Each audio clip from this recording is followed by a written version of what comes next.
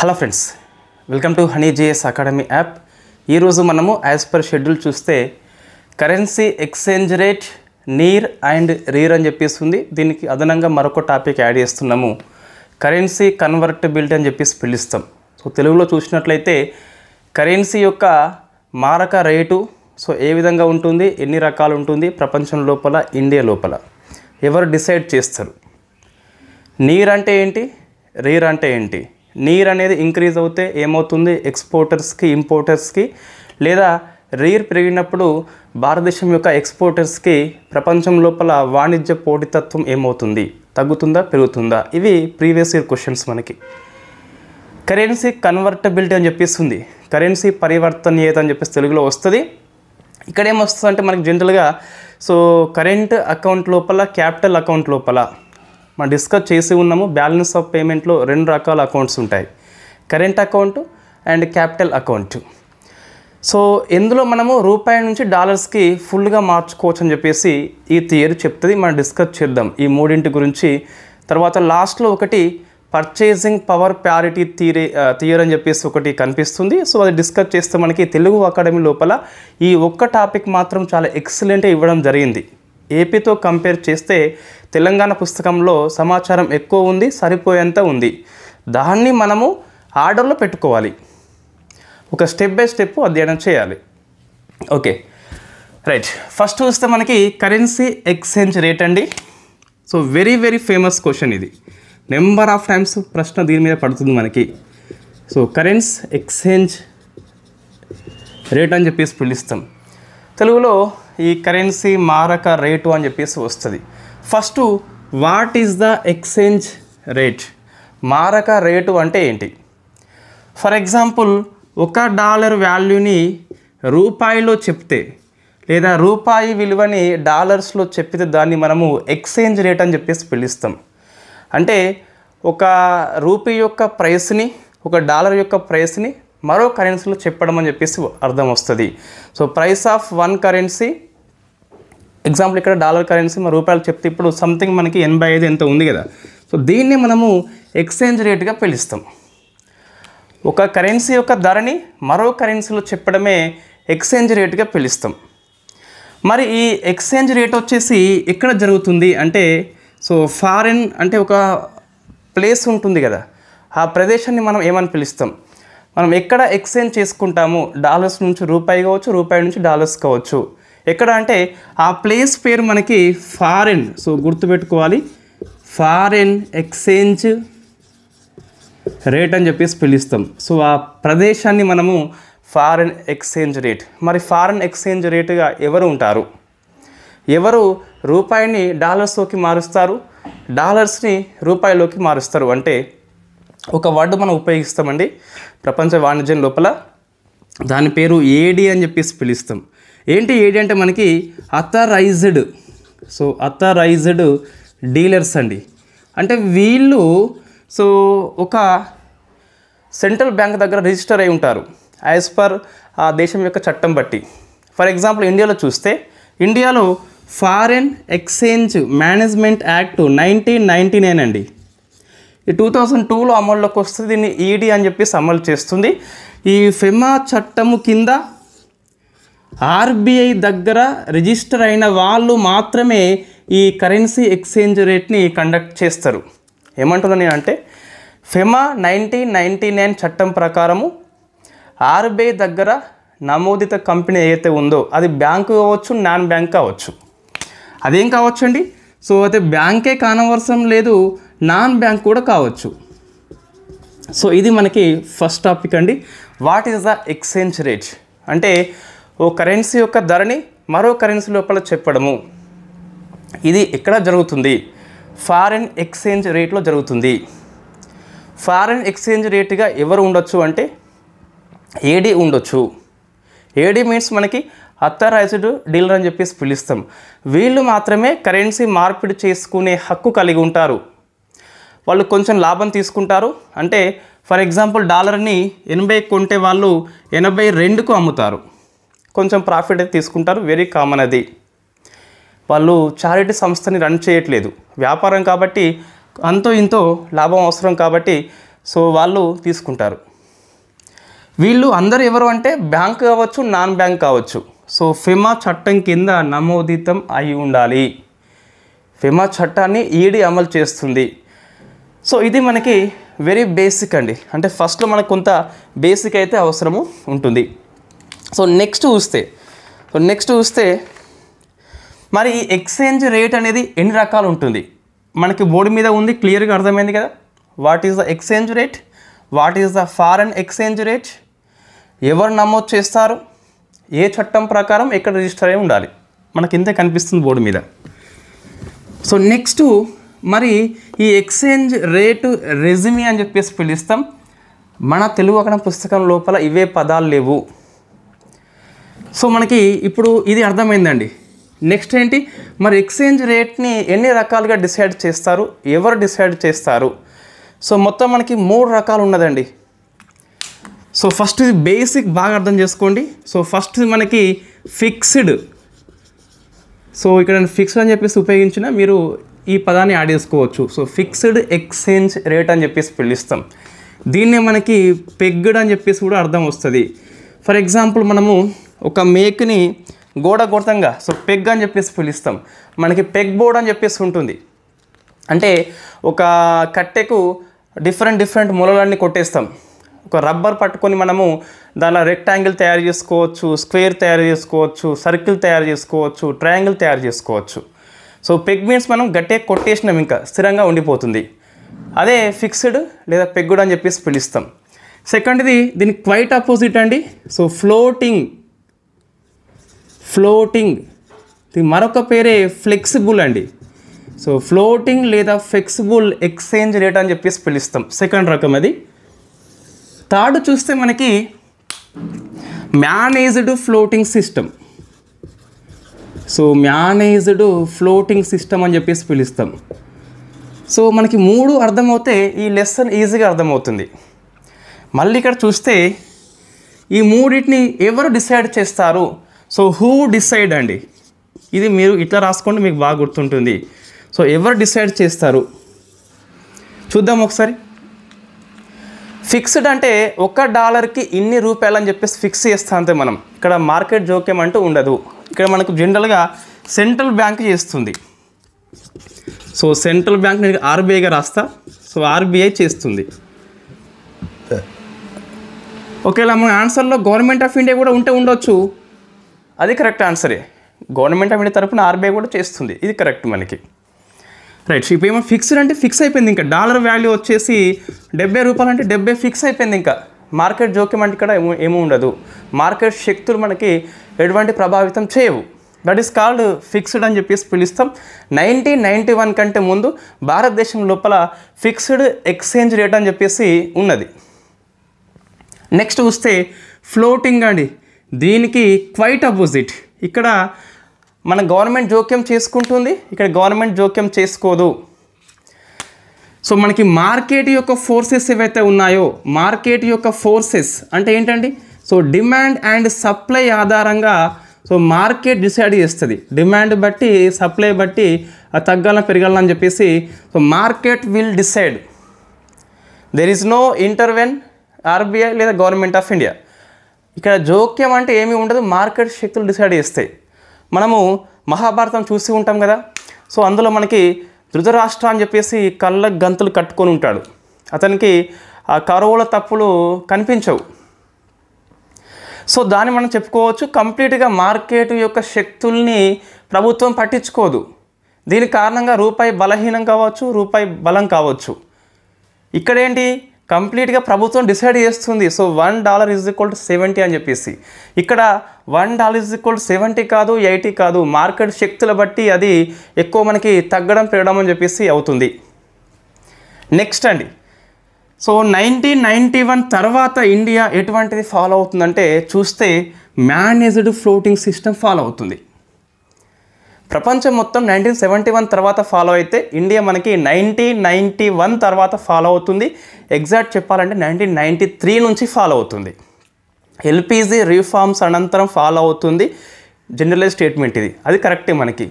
Exact చెప్పు అంటే year చెప్పాలంటే 1993 నుంచి ఫాలో అవుతుంది. సో మనకి what is the managed floating system? It is floating system దీని లెక్కన ఉంటుంది, బట్ మేనేజ్ చేస్తాం మనము. అంటే మార్కెట్ ఫోర్సెస్కే రైట్స్ ఇస్తాం ఇక్కడ కూడా. సో మార్కెట్ ఫోర్సెస్కి మనము అంటే డిమాండ్ సప్లై బట్టి డాలర్తో పోలిస్తే రూపాయి విలువ డిసైడ్ అవుతుంది. మరీ హెచ్చుతగ్గులు ఉన్నప్పుడు అప్పుడు సో మనకి ఆర్బీఐ జోక్యం చేసుకుంటుంది. సో ఆర్బీఐ జోక్యం చేసుకుంటుంది. మనం డిస్కస్ చేసిన రూపాయి విలువ జీవితకాలం కనిష్టము ఆల్ టైమ్ లో అని చెప్పేసి వచ్చినప్పుడు అప్పుడు ఆర్బీఐ జోక్యం చేసుకొని ఆర్బీఐ డాలర్స్ని విక్రయిస్తుంది. ఎందుకు విక్రయిస్తుందండి? సో మీరు గుర్తుపెట్టుకోవాలి, డిమాండ్ అండ్ సప్లై అంటే ఏ వస్తువు అయితే సప్లై పెంచినామో డిమాండ్ పడిపోతుంది, సప్లై తగ్గిస్తే డిమాండ్ పెరిగిపోతుంది. ఇప్పుడు మార్కెట్ ఫోర్సెస్ కారణంగా రూపాయి బలహీనమైంది, డాలరు బలపడింది. సో డాలర్కి డిమాండ్ ఎక్కువ ఉంది, మనం ఏం చేయాలి అంటే డాలర్ సప్లై పెంచాలి. అంటే ఆర్బీఐ విదేశీ మార్కెట్ నిల్వల్లో డాలర్స్ ఉంటాయి కదా, ఫారిన్ కరెన్సీ అసెట్స్ లోపల ఆ డాలర్స్ని విక్రయిస్తుంది, అంటే సెల్ చేస్తుంది, అంటే బయటకు రిలీజ్ చేస్తుంది.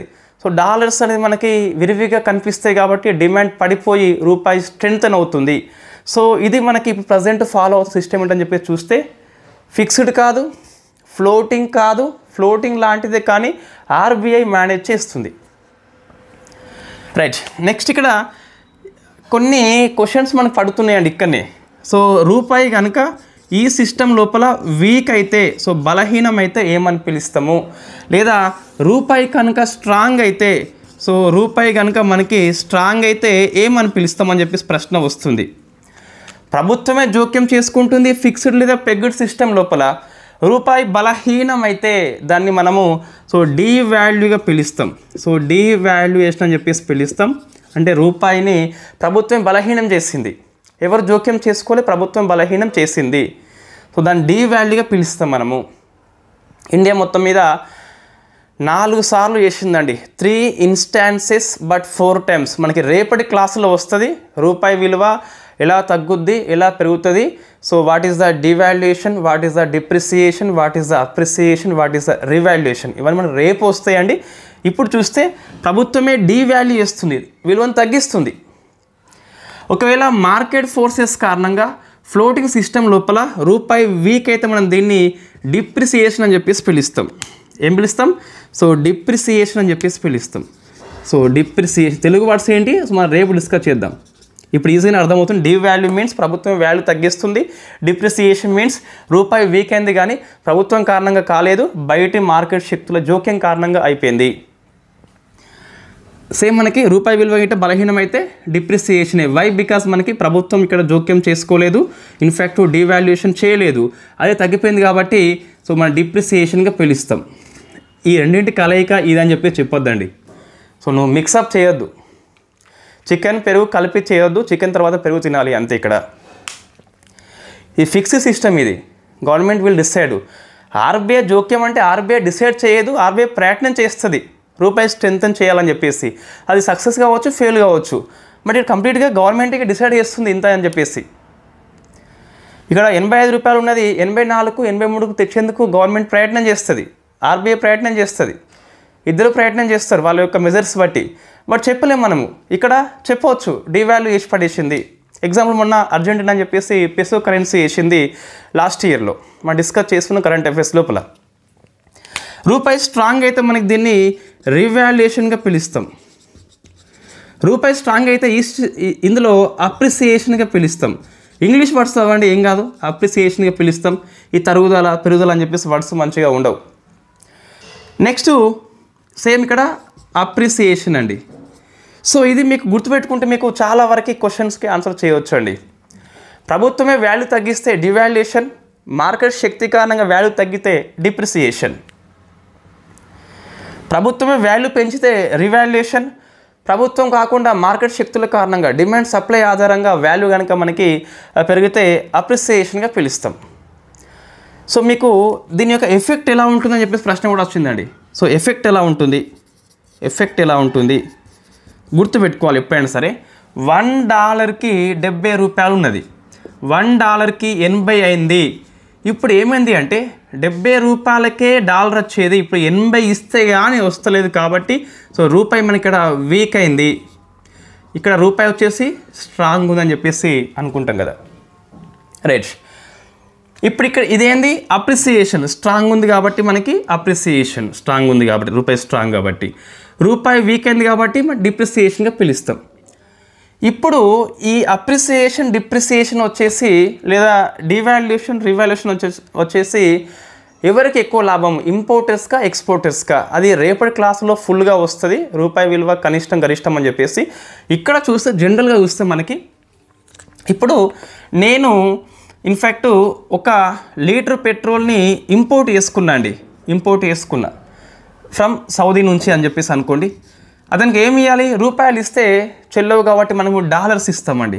సో డాలర్స్ ఇస్తాము, నేను డాలర్స్ని కొనుక్కోవాలి కంపల్సరీ. ఎక్కడి నుంచి కొనుక్కోవాలి, ఇంతకు ఎప్పుడే నేను అథరైజ్డ్ డీలర్స్ అని చెప్పేసి ఉంటారు, వాళ్ళ దగ్గర మనం కొనుక్కోవాలి డాలర్స్. సో నేను 70 పెడితే వచ్చింది ఇంతకుముందు డాలరు, ఇప్పుడు 80 పెడితే కానీ వస్తలేదు.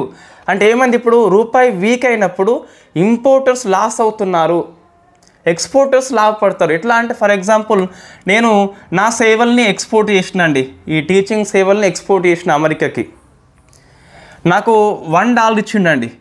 రూపాయి స్ట్రాంగ్ ఉన్నప్పుడు 70 రూపాయలు వచ్చినాయి, నేను రూపాయలకు మార్చుకుని ఇప్పుడు 80 వస్తున్నాయి, 70కు ఒక 10 రూపాయలు ఎక్స్ట్రా వస్తున్నాయి. కాబట్టి ఎక్స్పోర్టర్స్కి సో మనకి రూపాయి వచ్చేసి స్ట్రాంగ్ ఉన్నప్పుడు ఇలా ఉంటుంది, వీక్ ఉన్నప్పుడు ఇలా ఉంటుంది. నువ్వు లాజిక్గా అప్లై చేసుకుని ఆన్సర్ చెప్పాలి తప్పితే బై హార్ట్ చేస్తే కన్ఫ్యూజ్ అవుతాము.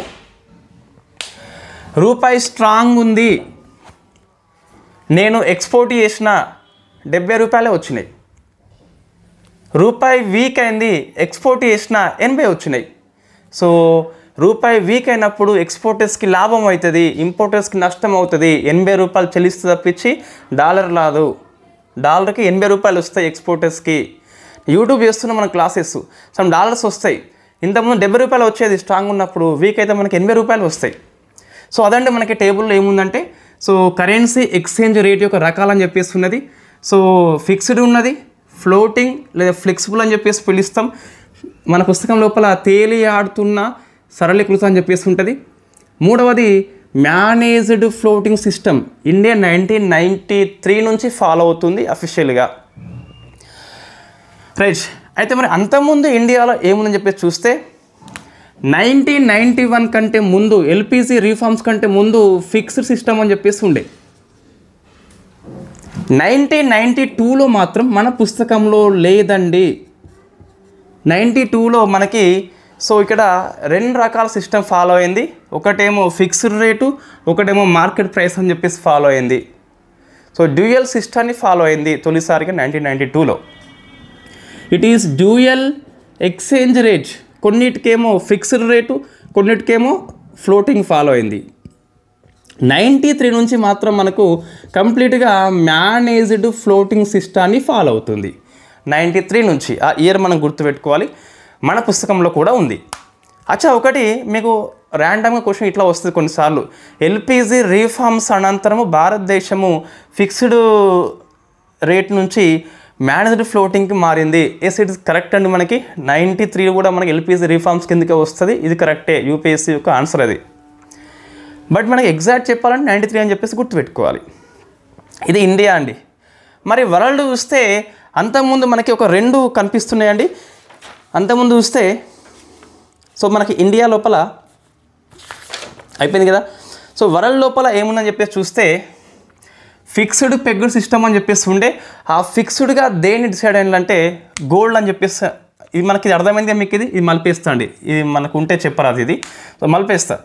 మనం 3 గుర్తుపెట్టుకోవాలి, ఫిక్స్డ్, ఫ్లోటింగ్, థర్డ్ది వెరీ ఫేమస్ ఇండియా 93 నుంచి ఫాలో అవుతుంది మేనేజ్డ్ ఫ్లోటింగ్ సిస్టమ్ అని చెప్పేసి పిలుస్తాం. రైట్, ఇప్పుడు దీన్ని మలిపేద్దాం. మరి ప్రపంచం ఎలా ఫాలో అయింది ఒకసారి దీంట్లో మన పుస్తకంలో ఉన్నది కాబట్టి కొంచెం డెప్త్గా అవసరం అండి. సో తెలుగు అకాడమీ చాలా ఎక్సలెంట్ అండి. ఈ ఒక్క చాప్టర్ మాత్రం మనకి ఎటువంటి అదనపు శ్రమ లేకుండానే అన్ని పాయింట్స్ కవర్ చేయడం జరిగింది.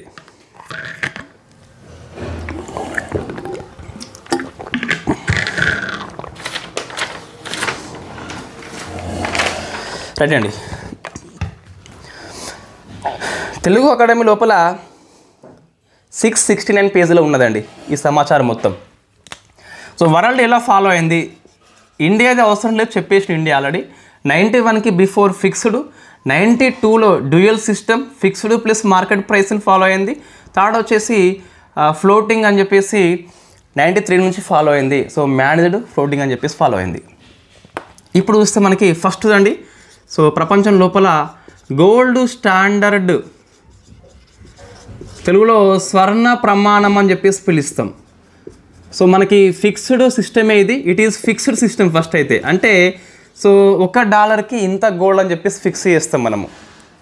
దీన్ని మనకు ఇయర్స్ కొద్ది వరకు గుర్తుపెట్టుకోవాలి. 1870 నుంచి 1914 వరకు ఫాలో అయింది ఇది అని మనకి బ్రాకెట్లో ఉంటుంది. బట్ 1930 వరకు కూడా ఇది అమల్లో ఉంటుంది. రైట్, చూద్దాం what is the gold standard system, what is the స్వర్ణ ప్రమాణం అని చెప్పేసి చూస్తే మా పుస్తకంలో ఉన్నదిలేండి. సో $1 మనము ఆ కరెన్సీ ముద్రించాలి అంటే అమెరికా తన దగ్గర 14 గ్రామ్ గోల్డ్ ఉండాలి. ఏమంటున్నా, 14 గ్రామ్ గోల్డ్ ఉంటేనే $1 ముద్రిస్తాం మనము. $1 is equal to 14 gram gold. It is fixed అంతే. అన్ని కంట్రీస్ దీన్నే ఫాలో కావాలి అప్పుడు ప్రపంచం లోపల. 1 pound is equal to 70 gram gold అండి. మా 70 గ్రామ్ని సో 5 × 14 రాసుకుంటే ఏం ఫీల్ అవ్వదు, అది రాసుకోవచ్చు అట్లా. సో మనకి ఇప్పుడు ఏంది, 1 pound is equal to 5 × 14 gram is equal to $1 కాబట్టి మనం $1 రాసుకోవచ్చు. So 1 pound is equal to $5 వస్తాయి అప్పుడు. అట్లా వాళ్ళు ఎక్స్చేంజ్ చేసుకునేది దేని ఆధారంగా, మనకి గోల్డ్ ఆధారంగా చేసుకునేది. ఇక్కడ 1 పౌండ్ ప్రింట్ చేయాలంటే 70 గ్రామ్స్ గోల్డ్ ఉండాలి బ్రిటిష్ లోపల. అట్లా 1 రూపీకి సమ్ గోల్డ్ అని చెప్పేసి ఉండేది. మనం 1 రూపీ కరెన్సీని ఇష్యూ చేయాలంటే ఇంత గోల్డ్ కలిగి ఉండాలి కంపల్సరీ. మరి ఎందుకు ఫెయిల్ అయిందంటే, సో మనకి గోల్డ్ అనేది చాలా లిమిటెడ్గా ఉంటుంది. నువ్వు గోల్డ్ మైనింగ్ చేస్తావు కదా, అన్లిమిటెడ్గా దొరుకుతుంది గోల్డ్, కాబట్టి కంప్లీట్గా మనకి ఫెయిల్ అయిపోయింది. స్టార్టింగ్లో ఉండేది నీ యొక్క గోల్డ్ రిజర్వ్ బట్టే నువ్వు కరెన్సీ ఇష్యూ చేయాలి. నీ దగ్గర అంత గోల్డ్ లేకుంటే నువ్వు కరెన్సీ ఇష్యూ చేయలేవు అక్కడ, కాబట్టి ఇది ఫెయిల్ అయిపోయింది. తర్వాత 1944 నుంచి 71 వరకు అండి. సో సేమ్ సిస్టమ్ మనకి ఫిక్స్డ్ సిస్టమ్ని ఫాలో అయింది. IMF అప్పుడే మనకి వస్తుంది, మనం డిస్కస్ చేద్దాం. ఈ సిస్టాన్ని మనము బ్రిటన్ వుడ్స్ సిస్టమ్ అని చెప్పేసి పిలుస్తాం.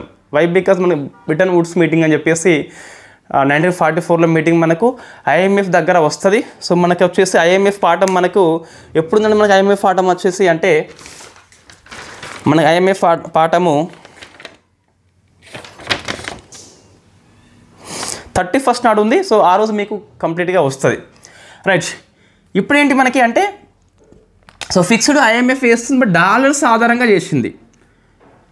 సో దాన్ని మనం బ్రిటన్ వుడ్స్ సిస్టమ్ అని చెప్పేసి పిలుస్తాం. It is fixed method, but dollar ఇక్కడనేమో మనకి గోల్డ్ తీసుకోవడం జరిగింది. 1971 తర్వాత సో ఇది క్యాన్సిల్ అయిపోయి మనకు ఫ్లోటింగ్ సిస్టమ్ అని చెప్పేసి వచ్చింది.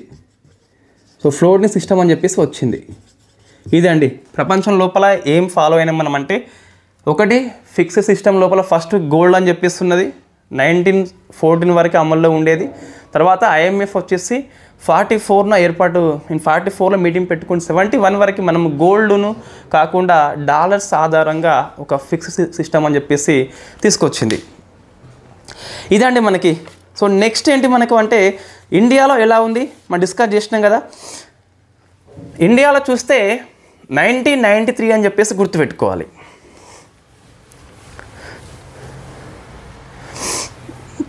సో మన నెక్స్ట్ ఏం వస్తుందంటే, కంప్లీట్గా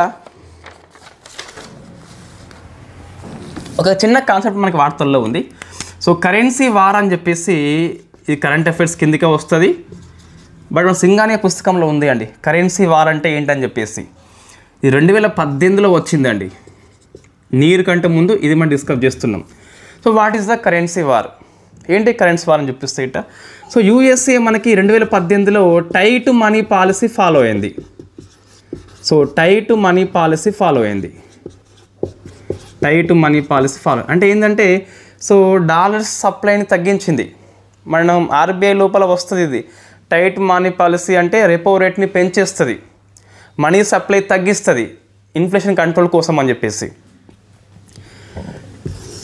దీని కారణంగా డాలర్ సప్లై మనకి తగ్గిపోయింది. ఎందుకు అక్కడ ద్రవ్యోల్బణం ఎక్కువ ఉంది కాబట్టి టైట్ మనీ పాలసీ జనరల్గా ద్రవ్య బ్యాంకులు మనకు ఆర్బీఐ బ్యాంక్ అని చెప్పేసి అటువంటి ఫాలో అవుతూ ఉంటాయి. చైనా ఇదే టైంలో మనకి 2018 లోపల సేమ్ చీప్ మనీ పాలసీ అని చెప్పేసి ఫాలో అయింది. చీప్ మనీ పాలసీ అని చెప్పేసి ఫాలో అయింది. దీనివల్ల ఏమైంది అంటే మనకి చీప్ మనీ పాలసీ అంటే వాళ్ళకి తక్కువ రేటుకే, తక్కువ ఇంట్రెస్ట్ రేటుకే ఎక్కువ మనీ వస్తుంది, ఎక్కువ యువాన్స్ వస్తున్నాయి. ఏంటి ఇప్పుడు యువాన్స్ చైనా కరెన్సీ కదా, ఇది సప్లై హైగా ఎక్కువ పెరిగింది. Why? Because cheap money policy follow అయింది, తక్కువ ఇంట్రెస్ట్కే లోన్స్ ఇస్తుంది. చాలా లోన్స్ తీసుకున్నారు, చాలా యువాన్ కరెన్సీ అక్కడ ఉంది. కరెన్సీ సప్లై పెరిగింది కాబట్టి డిమాండ్ పడిపోతుంది, యువాన్ వీక్ అయిపోయి డాలర్ బలపడింది. సప్లై పెంచిన మనము యువాన్ది, ఏంటంటే మన డిమాండ్ పడిపోతుంది కాబట్టి యువాన్ వచ్చేసి మనకి వీక్ అయింది, డాలర్ వచ్చేసి స్ట్రాంగ్ అయింది. ఇప్పుడు ఏంటి, డాలర్ స్ట్రాంగ్ అయింది, యువాన్ వీక్ అయింది కాబట్టి ఎవరికి లాభం అండి? చైనా యొక్క ఎక్స్పోర్టర్స్కి లాభం. మనం డిస్కస్ చేసినాం జనరల్గా, మనకి ఇది అర్థం కావాలంటే మన రూపాయల్లో డిస్కస్ చేస్తే అర్థమవుతుంది. ఇక్కడ $1 = 70, $1 = 80. ఇప్పుడు ఇక్కడ రూపాయి ఏమైంది, 80కి వచ్చిందంటే వీక్ అయింది. నేను ఎక్స్పోర్ట్ చేస్తే గిట్ట నాకు ఇంత $70 వచ్చేటి, ఇప్పుడు 80 వస్తున్నాయి కదా. ఎక్స్పోర్ట్ చేస్తే మనకి ఏమొస్తుంది, డాలర్ వస్తుంది. ఇంతకుముందు రూపాయలు కన్వర్ట్ చేసుకుంటే 70 వచ్చి ఇప్పుడు 80 వస్తుంది కాబట్టి రూపాయి వీక్ అయితే ఎక్స్పోర్టర్స్కి లాభం వస్తుంది. యువాన్ వీక్ అయితే ఆ చైనా యొక్క ఎక్స్పోర్టర్స్కి లాభం వస్తుంది. చైనా ఎక్స్పోర్టర్స్కి ముబ్బడిగా వాళ్ళు ఎక్స్పోర్ట్ చేస్తున్నారు కాబట్టి అమెరికా వస్తువులకి మిగతా కంట్రీ వస్తువులు చాలా ఇబ్బంది అవుతుంది. దాన్నే మనం కరెన్సీ వార్ అని చెప్పేసి పిలుస్తాం. అప్పుడు ఈ పదాన్ని ఉపయోగించింది ట్రంప్ అండి. ట్రంప్ ఎందుకని చెప్పేసి చూస్తే, ఇప్పుడు మనము రూపాయి వీక్ అవుతుంది కదా, ఆర్బీఐ ఏం పని చేస్తుందండి, డాలర్స్ని విక్రయిస్తుంది. డాలర్స్ని అమ్ముతుంది, డాలర్ సప్లై పెంచుతుంది. ఇదేమో బుట్ట అనుకోండి, ఆర్బీఐ బుట్ట, డాలర్స్ లోపల ఉన్నాయి కదా, వీటిని మార్కెట్లోకి రిలీజ్ చేస్తుంది. అప్పుడు డాలర్ డిమాండ్ పడిపోతుంది, సప్లై వేస్తే డిమాండ్ పడిపోతుంది. ఇక్కడ చైనా దగ్గర మనకి విదేశీ మార్కెట్ నిల్వలు హైయెస్ట్ ఉంటాయి, 3 ట్రిలియన్ అని చెప్పేసి ఉంటుంది. 3 ట్రిలియన్స్ ఉన్నాయి వాళ్ళ దగ్గర వాస్తవంగా. అదే ప్రపంచంలో అత్యధిక ఫారెక్స్ రిజర్వ్ అని చెప్పేసి చైనా పిలుస్తాం. వాళ్ళు ఏం చేయొచ్చు, చైనా యొక్క సెంట్రల్ బ్యాంక్ అని చెప్పేసి అది డాలర్స్ని విక్రయించి మార్కెట్లో రిలీజ్ చేసి యువాన్ని స్ట్రాంగ్ చేయవచ్చు, ఎక్స్పోర్టర్స్కి లాభం అయ్యేలా చేయకుండా ఉండొచ్చు. బట్ అప్పుడు చేయలేదు, ప్రపంచం మొత్తం సంక్షోభంలోకి వెళ్ళిపోయింది చైనా కారణంగా, యువాన్ని స్ట్రాంగ్ చేయని కారణంగా.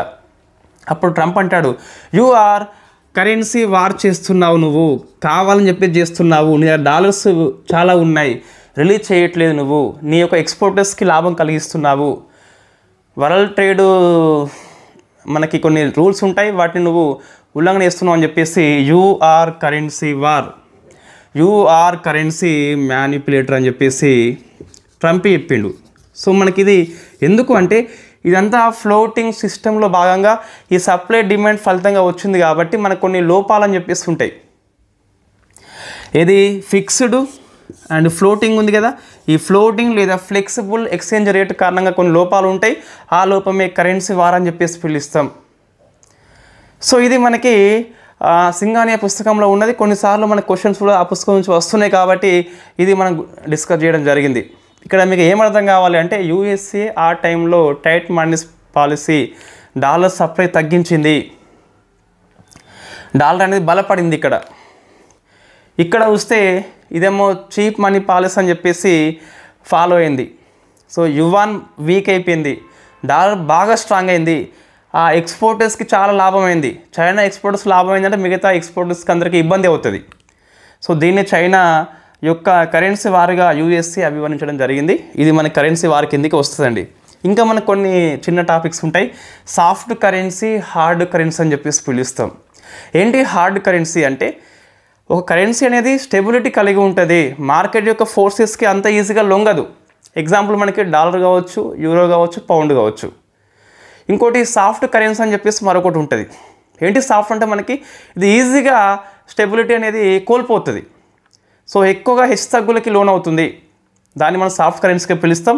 ఎగ్జాంపుల్ ఏంటి, మనకి రూపాయి ఏం కాదండి, పూర్ కంట్రీస్ ఏమున్నా కూడా దాని కిందకే వస్తాయి. సో మనకి బోర్డు మీద ఏమైనా ఉందని చెప్పేసి చూస్తే కరెన్సీ వార్ అని చెప్పేసి ఉంది. What is the currency war అంటే సో ఇదే చైనా వర్సెస్ యూఎస్ఏ మధ్యలో అప్పుడు పోటాపోటీగా నడిచింది. Next hard currency, soft currency. Hard currency means more stability, soft currency means less stability అని చెప్పేసి పిలుస్తాం. సో నెక్స్ట్ మనకి ఈ నీర్ రీర్ అని చెప్పేసి ఉన్నదండి. నీర్ అండ్ రీర్.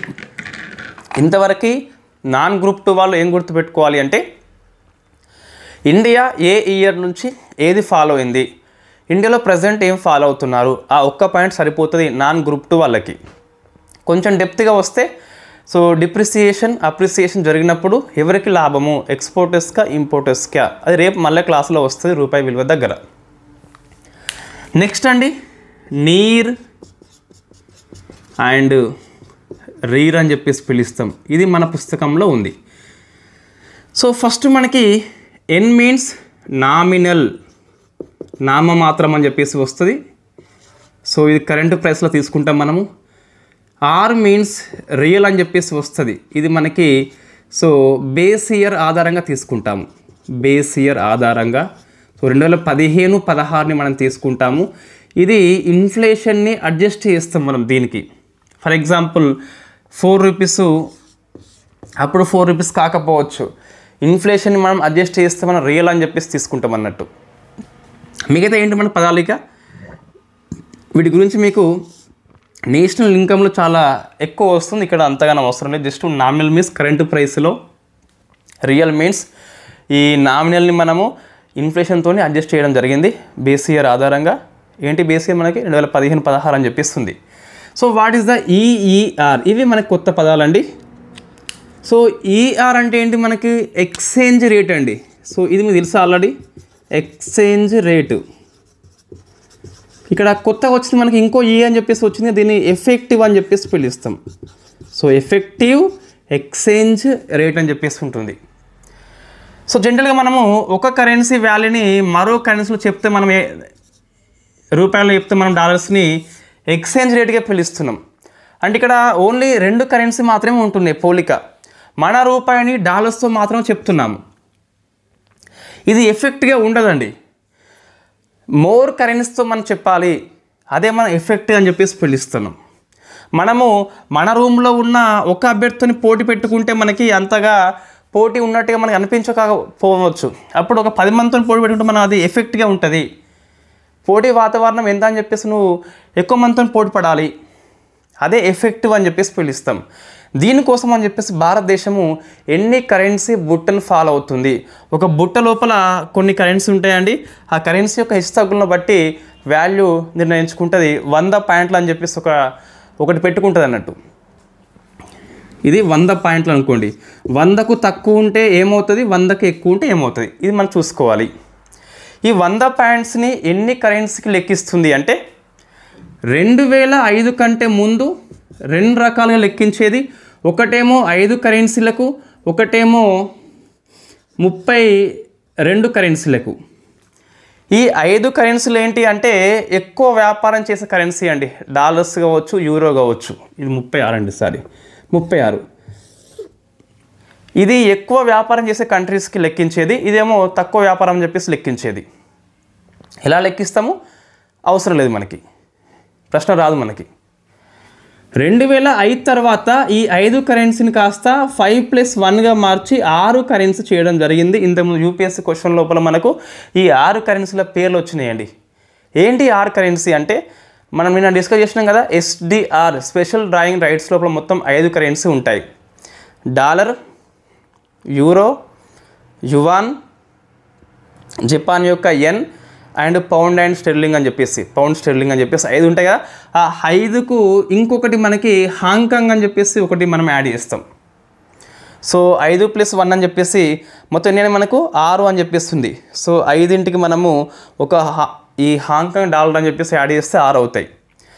తర్వాత 2015-16 నుంచి ఈ 36 కరెన్సీ కాస్త 40 చేశారు. ఈ కరెన్సీ పేర్లు వస్తాయా, వచ్చినాయి మనం చదవం కదా, 40 మనకి అవసరం లేదు. 2005 తర్వాత 5 + 1 6 వచ్చింది.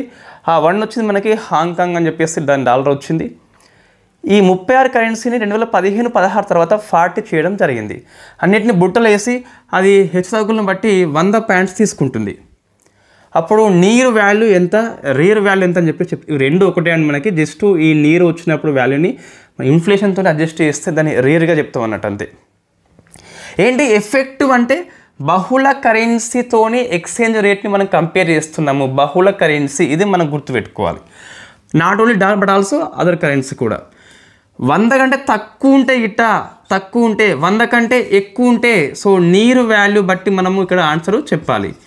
100కు తక్కువ ఉంటే మనం దాన్ని రూపాయి వచ్చేసి వీక్ అయిందని చెప్పేసి పిలుస్తాం. సో 100కి తక్కువ ఉంటే 90, 80 అట్లా వస్తాయి ఇక్కడ రూపీ వచ్చేసి మనకి ఏమైందండి, బాగా వినండి ఇక్కడ. సో వీక్ అయింది. 100కి ఎక్కువ ఉంటే రూపీ స్ట్రాంగ్ అయింది. అది నీరు కావచ్చు, రీర్ కావచ్చు. నీరు స్ట్రాంగ్ అయితే రీర్ స్ట్రాంగ్ అయినట్టే. ఇక ప్రశ్న ఎలా వస్తుంది అంటే నీరు వాల్యూ 100కి తక్కువ ఉన్నప్పుడు 100కి ఎక్కువ ఉన్నప్పుడు ఎక్స్పోర్టర్స్కి ఇంపోర్టర్స్కి ఏ విధంగా లాభం అవుతుంది. ఇప్పుడు ఏంటి ప్రశ్న ఇట్లా వస్తుంది, నీరు వాల్యూ అనేది 100కు దిగువన ఉన్నది, అప్పుడు ఎవరికి లాభం అవుతుంది, రూపాయి వీక్ అయింది. సో $1 ఈజ్ ఈక్వల్ టు 70 కాస్త $1 ఈజ్ ఈక్వల్ టు 80 అయింది. మనకి రూపాయి వీక్ అయింది కాబట్టి నువ్వు డాలర్స్ని ఎక్స్పోర్ట్ చేస్తే డాలర్స్ వస్తాయి కదా, ఇంతకు 70 వస్తే ఇప్పుడు 80 వస్తుంది కాబట్టి రూపాయి వీక్ అయితే ఎక్స్పోర్టర్స్కి గుడ్ అండి. సో ఎక్స్పోర్టర్స్ హ్యాపీ, ఇంపోర్టర్స్ అనేది సాడ్గా ఉంటారు. వై? బికాస్ మన డాలర్స్ని చెల్లించాల్సిన అవసరం వచ్చినప్పుడు 70కి డాలరు వచ్చేది ఇప్పుడు 80 పెడితే తప్పితే మనకు వస్తలేదు కాబట్టి ఇంపోర్టర్స్ సాడ్ అవుతారు.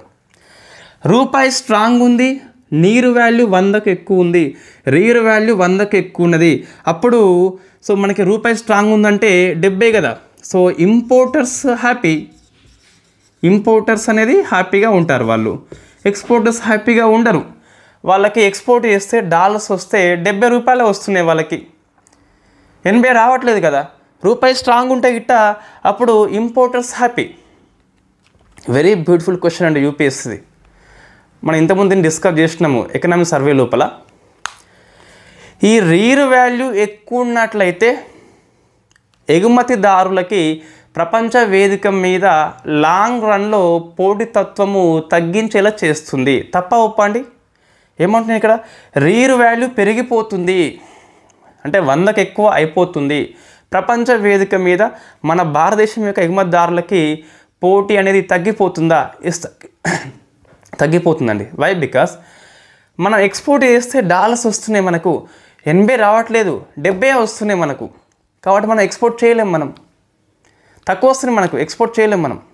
కాబట్టి ప్రపంచ వేదిక మీద మన వాణిజ్య పోటీ తగ్గుముఖం పట్టవచ్చు. వై? బికాజ్ వాళ్ళకి లాభాలు వస్తలేవు కాబట్టి వాళ్ళు ఎందుకు ఎగుమతి చేస్తారు, చేయరు కదా. సో అట్లా మనకి ప్రశ్న వచ్చిందండి. ఇఫ్ నీర్ అప్పు పైకి పోతే ఏమవుతుంది, so appreciation of the rupee అని చెప్పిస్తున్నది, అవునా కదా.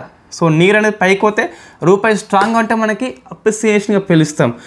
నీరు వాల్యూ కిందికి వస్తే 100 కిందికి వస్తే దాన్ని డిప్రిసియేషన్గా పిలుస్తాం, డివాల్యుయేషన్గా మనం పిలవమండి. ఎందుకోసం అంటే ఇది నీరు రీర్ వచ్చేసి ఫ్లోటింగ్ సిస్టమ్ బట్టి వాల్యూ తగ్గుట పెరగవచ్చు కూడా. గవర్నమెంట్ ఇక్కడ డిసైడ్ చేయట్లేదు. It is not fixed, it is floating. ఇప్పుడు ఫిక్స్డ్ అని చెప్పేసి లేదండి, ప్రపంచంలో ఎక్కడా లేదు. మోస్ట్లీ చాలా దేశాల్లో ఫ్లోటింగ్ కాకుండా మేనేజ్డ్ ఫ్లోటింగే ఉంటుంది. ఆర్బీఐ జోక్యం చేసుకుంటుంది ఎప్పుడు అంటే మరీ ఎక్కువ హెచ్చుతగ్గులు వచ్చినప్పుడు. రూపాయి మరీ స్ట్రాంగ్ అయినా ఇబ్బందే మనకి. మరీ స్ట్రాంగ్ అయితే ఏమవుతుంది, ఎక్స్పోర్టర్స్ వాళ్ళు ఫీల్ అవుతారు. మరీ స్ట్రాంగ్ మంచిది కాదు, మరీ వీక్ మంచిది కాదు, మధ్యస్థంగా ఉండాలి. సో ఇది మనకి నీర్ రీర్ గురించి అండి. ఈ నీర్ రీర్ ఎందుకని చెప్పేసి చూస్తే మనకి రూపాయి యొక్క విలువని ఒక కరెన్సీ కాకుండా బహుళ కరెన్సీ లోపల మనం కంపేర్ చేసి చెప్తాము. ఎన్ని కరెన్సీ మనకి 2 రకాలుగా చేస్తుంది నీరు వాల్యూని. ఒకటేమో 6 కరెన్సీతో, ఇంకోటేమో 40 కరెన్సీ. ఈ 6 ఏంటండి, మనం ఎక్కువ వాడే కరెన్సీలు. ఆ 40 ఏంటి, తక్కువ వాడే కరెన్సీలు. ఇది మనకి నీర్ అండ్ రీర్ గురించి అండి. నెక్స్ట్ చివరిది మనకు కరెన్సీ కన్వర్టబిలిటీ అని చెప్పేస్తున్నది. కరెన్సీ పరివర్తనీయత అని చెప్పేసి పిలుస్తాం. కరెన్సీ పరివర్తనీయత అని చెప్పేసి పిలుస్తాం.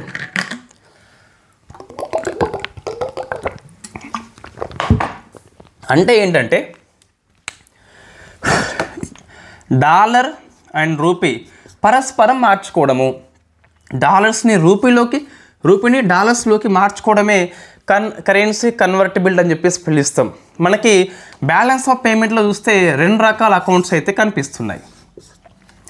ఒకటేమో కరెంట్ అకౌంట్ అని చెప్పేసి మళ్ళీ ఫస్ట్ క్లాస్ మనకు, సో కరెంట్ అకౌంట్ అని చెప్పేసి పిలుస్తాం. సెకండ్ వచ్చేసి క్యాపిటల్ అకౌంట్ అని చెప్పేసి పిలుస్తాం. సో క్యాపిటల్ అకౌంట్ అని చెప్పేసి పిలుస్తాం. సెకండ్ ఇది. ఇందులో మనకి ఏముంటాయండి, విజిబుల్ ఉంటుంది అండ్ నాన్ విజిబుల్ అని చెప్పేసి ఉంటుంది. అంటే గూడ్స్ ఉంటాయి అండ్ ఎక్స్పోర్ట్స్ కూడా ఉంటాయి. ఏం చెప్తున్నా, డాలర్స్ని రూపాయల్లోకి మార్చుకోవాలంటే ఎవరంటే మనకి ఇచ్చేది, చెప్పిన ఆల్రెడీ ఫారెన్ ఎక్స్చేంజ్ మార్కెట్ లోపల మనం మార్చుకుంటాం కదా, వాళ్ళని ఏడిగా పిలుస్తాం. వీళ్ళు సమ్ కమిషన్ తీసుకొని మారుస్తూ ఉంటారు అన్నట్టు. వీళ్ళు ఫెమా చట్టము ద్వారా ఆర్బీఐ దగ్గర రిజిస్టర్ అని చెప్పేసి అవుతారు కంపల్సరీ.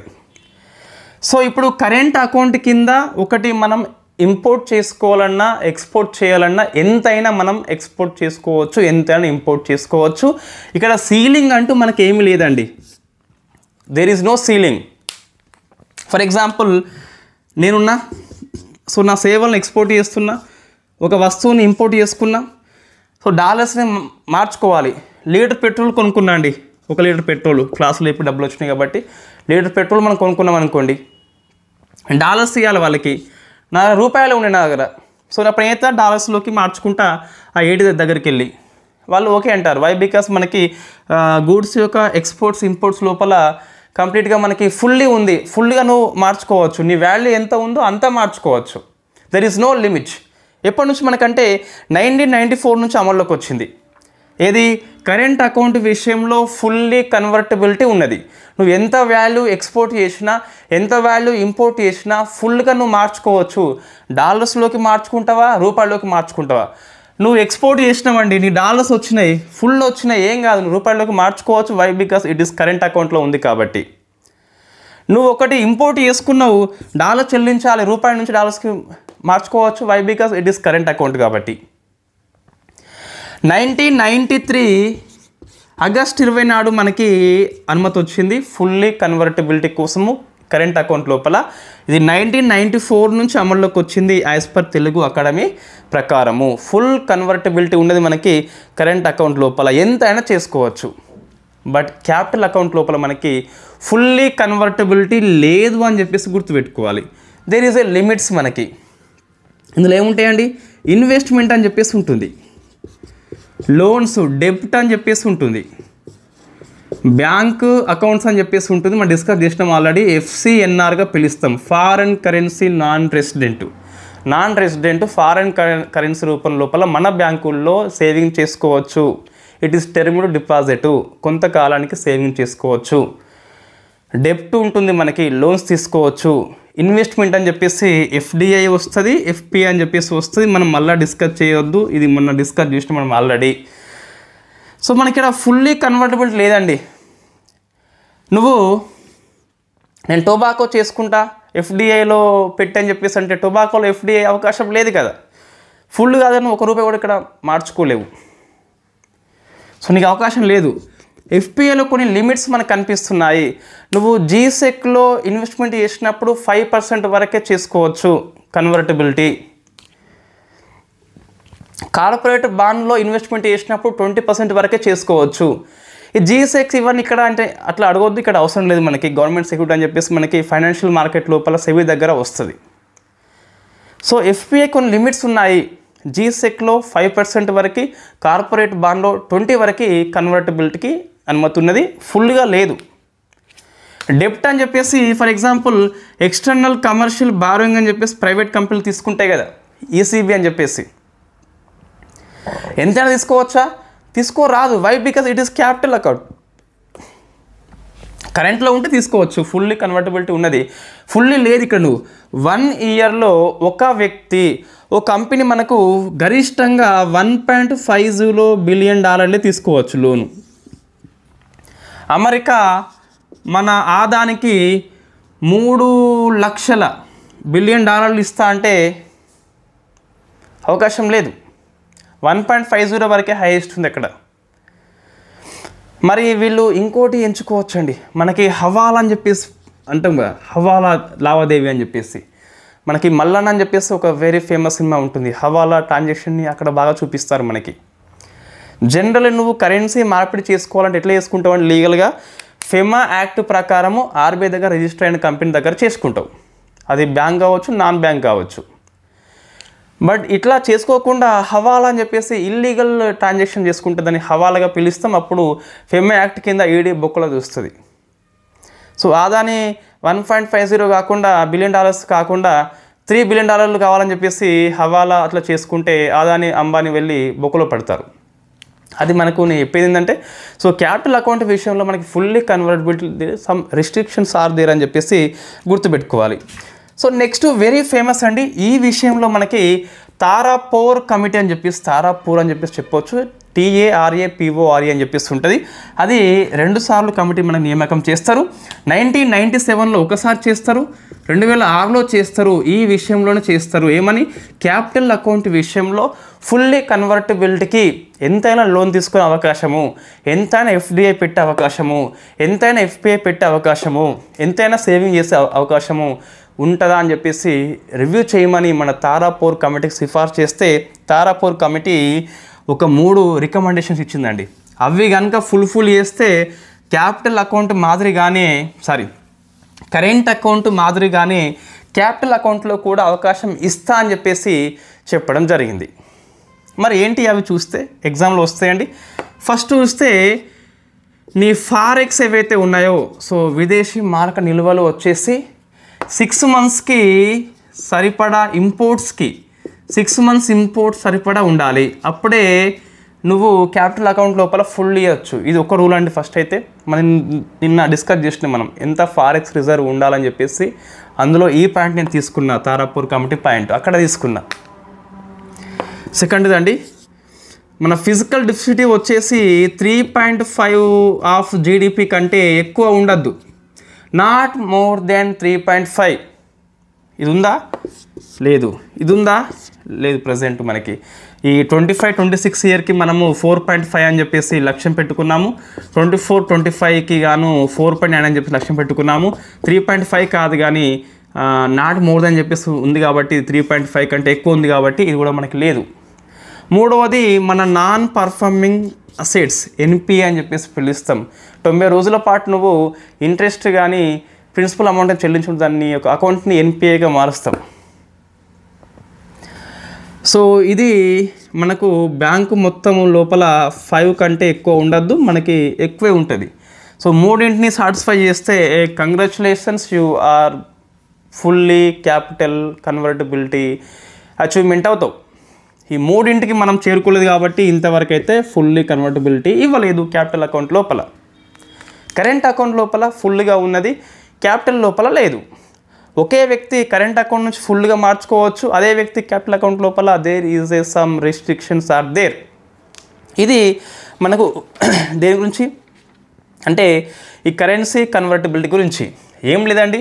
సో మనం రూపాయి డాలర్స్ పరస్పరము మార్చుకోవడమే. దాని మీద కొన్ని రిస్ట్రిక్షన్స్ ఉన్నాయంటే కరెంట్ అకౌంట్ లోపల లేవు, క్యాపిటల్లో మాత్రం కొన్ని కనిపిస్తున్నాయి. సో నెక్స్ట్ ఏంటి మనకి అంటే ఇక్కడ లైట్ పడుతుందండి, అయినో, బట్ ఇక్కడ చూస్తే మీకు అక్కడ నేను ఏం రాయట్లేదు, కొంచెం లైటింగ్ కోసం అని చెప్పేసి అది వచ్చింది. రైట్, మనం ఇంకో కొన్ని రోజులు కష్టపడితే స్పెషల్ రూమ్ వస్తుంది, కెమెరా వస్తుంది, బోర్డు మనం కంపల్సరీ మారుస్తాము ఒక వితిన్ 3 to 4 months లోపల. రైట్, ఇప్పుడేంటి మనకు అంటే చిన్న కాన్సెప్ట్ ఇది మన పుస్తకం లోపల ఉన్నది. So purchasing power parity theory అని చెప్పేసి పిలుస్తాం. సో PPP అని చెప్పేసి పిలుస్తాం, పర్చేజింగ్ పవర్ ప్యారిటీ. తెలుగులో కొనుగోలు శక్తి సిద్ధాంతం అని చెప్పేసి పిలుస్తాం. దీన్ని గస్టవ్ క్యాసల్ అని చెప్పేసి తయారు చేశాడు. సో గస్టవ్ క్యాసల్ అని చెప్పేసి స్వీడిష్ శాస్త్రవేత్త. సో 1918లో అండి, ఇయర్ గుర్తుపెట్టుకోవాలి, మన పుస్తకంలో ఉంది కాబట్టి. మన పుస్తకం మీన్స్ అకాడమిక్ పుస్తకం. సో గస్టవ్ క్యాసల్ యొక్క పర్చేజింగ్ పవర్ ప్యారిటీ ఏంటి, కొనుగోలు శక్తి ఆధారంగా మనం ఇక్కడ ఎక్స్చేంజ్ రేట్ని డిసైడ్ చేస్తామండి కొనుగోలు శక్తి ఆధారంగా. ఫర్ ఎగ్జాంపుల్, సో మనం కప్పు కాఫీ తాగుతాం ఎక్కువ. ఇది ఇండియాలో చూస్తే మనకి 1 cup is equal to 20 rupees. అమెరికాలో చూస్తే 1 cup is equal to 2 rupees. So మనము ఇక్కడ 2 రూపాయలు పెడితే కప్పు కాఫీ కొనుగోలు చేస్తున్నాము, అక్కడ 20 రూపీస్ పెడితే కొనుగోలు చేస్తున్నాము. సో $1 ఈజ్ ఈక్వల్ టు మనకి 10 రూపీస్ అని చెప్పేసి వస్తుంది. This is called purchasing power parity. కొనుగోలు శక్తి ఆధారంగా మనం ఎక్స్చేంజ్ రేట్ని డిసైడ్ చేస్తాం. ఇది మన ప్రజెంట్ అంతగానో ఫాలో కావట్లేదండి. సో మనం ఫాలో అయ్యేదే సింపుల్గా మళ్ళీ అదా ఇది అని చెప్పేసి అనుకోవద్దు, మేనేజ్డ్ ఫ్లోటింగ్ సిస్టాన్ని మనం ఫాలో అవుతున్నామని చెప్పేసి గుర్తుపెట్టుకోవాలి. అది మార్కెట్ యొక్క ఫోర్సెస్ ఏవైతే ఉన్నాయో, డిమాండ్ సప్లై ఆధారంగా రూపాయి విలువ బలం అవుతుంది. ఎస్ కరెక్టే. బట్ మరీ బలమైనప్పుడు, మరీ బలహీనమైనప్పుడు, ఎక్కువ మనకి హెచ్చుతగ్గులు నమోదైనప్పుడు ఆర్బీఐ జోక్యం చేసుకుంటుంది డాలర్స్ యొక్క విక్రయించడం ద్వారా. సో ఇదేంటి మనకంటే జస్ట్ కాన్సెప్ట్ మనకి గెస్టో క్యాస్ల్ అని చెప్పేసి దీన్ని 1918 లోపల తీసుకొచ్చాడు. పర్చేసింగ్ పవర్ ప్యారిటీ అని చెప్పేసి పిలుస్తాం. కొనుగోలు శక్తి ఆధారంగా మనకి ఆ రేటు డిసైడ్ అయి ఉంటుంది. సో 1 కప్ కాఫీ 2 రూపీస్, ఇది ఒక ఎగ్జాంపుల్, నాట్ ఎగ్జాక్ట్ ఫిగర్స్. ఇది మనం కంప్లీట్గా 3 అంశాల మీద మనం డిస్కస్ చేసినామండి. సో రేపటి క్లాస్లో మనకి రూపాయి విలువ డివాల్యుయేషన్ ఏంటి, రివాల్యుయేషన్ ఏంటి, డిప్రిసియేషన్ ఏంటి, అప్రిసియేషన్ ఏంటి, లైఫ్ టైం మనకి డాలర్ వాల్యూ వచ్చేసి 1 రూపీ నుంచి $1 ఉన్నది ఇప్పుడు 85కి ఎందుకు వచ్చింది, సో ఆల్ టైంలో ఎప్పుడు నమోదైంది, ఎంత నమోదైంది, ఎవరికి లాభం ఎవరికి నష్టం, రేపు డిస్కస్ చేస్తే మనకి ఈ పాఠంలో కొంత అయిపోతుంది. తర్వాత మనకు నెక్స్ట్ జనవరి 30 నాడు మనకి, సో రేపు రూపాయి వాల్యూ గురించి ఉంటుంది.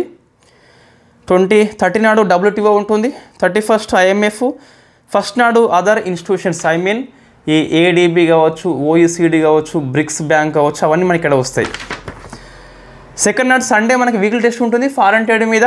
థర్డ్ నాడు మనకి ఈ చాప్టర్ మొత్తం అయిపోయింది కాబట్టి మరొకసారి మనకి యూనిట్ టెస్ట్ అయితే ఉంటుంది. సెకండ్ ఎగ్జామే, థర్డ్ కూడా మళ్ళీ ఎగ్జామ్ ఉంటుంది. ఫోర్త్ నుంచి మనము బడ్జెట్ని డిస్కస్ చేద్దాం. So thank you very much.